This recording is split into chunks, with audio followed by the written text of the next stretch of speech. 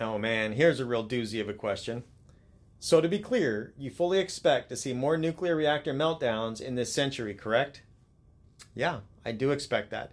In my opinion, the upcoming proliferation of nuclear reactors, now that the international community has come on board with recognition of what even the International Panel on Climate Change had warned some time ago, that we have to triple nuclear energy by 2050 if we're going to meet our climate goals. That's everybody. And so I don't expect to see them in the United States, but as other countries that don't have the same kind of infrastructure that you get, say, in the United States, that might have, say, a lot more corruption, then the risk is there.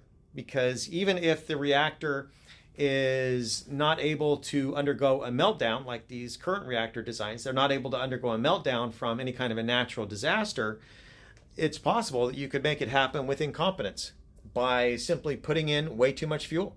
All it takes is an incompetent operator to put in way too much fuel, and even a reactor that's designed not to melt down, it can go into prompt critical. Most of the designs would allow that if somebody did the wrong thing. And if you have people that don't have proper training and education, you don't have proper oversight, regulation, you have too much corruption, any amount of corruption in principle, could cause something like that to happen. And so I've seen some very questionable results coming from various foreign education institutes based on students that came from there and what they actually knew as opposed to what they're supposed to know. It can be pretty scary.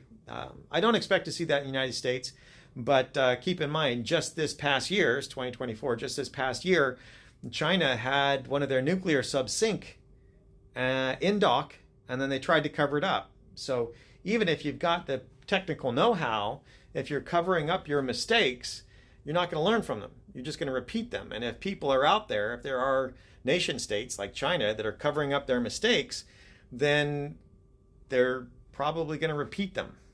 Anyway, I don't see it happening in the United States, but I could see it happening overseas somewhere. That would be my opinion. So I don't think it's that big of a deal in the sense that these new designs, if they do have an accident like that, like the small modular reactors, NuScale or anything like that, even if it did undergo meltdown, the evacuation zone is within the fence. So you're not going to have like a Fukushima where you got to evacuate off-site unless you're evacuating without cause. You don't actually have a good reason to evacuate people and you do it anyway to terrify them, or you're terrified, then that would cause harm. But the EPA criteria here in the United States, or even the international criteria, as a general rule, that's not going to require off-site evacuation of any kind. So it's not that big of a deal other than the fear that it causes people. That's the biggest one, kind of like a dirty bomb. Its real power is in the fear that it can instill in the public. So that'd be my opinion. Not great news, but as I see it right now, that would be my prediction. Thanks for watching. Have a good day. Bye.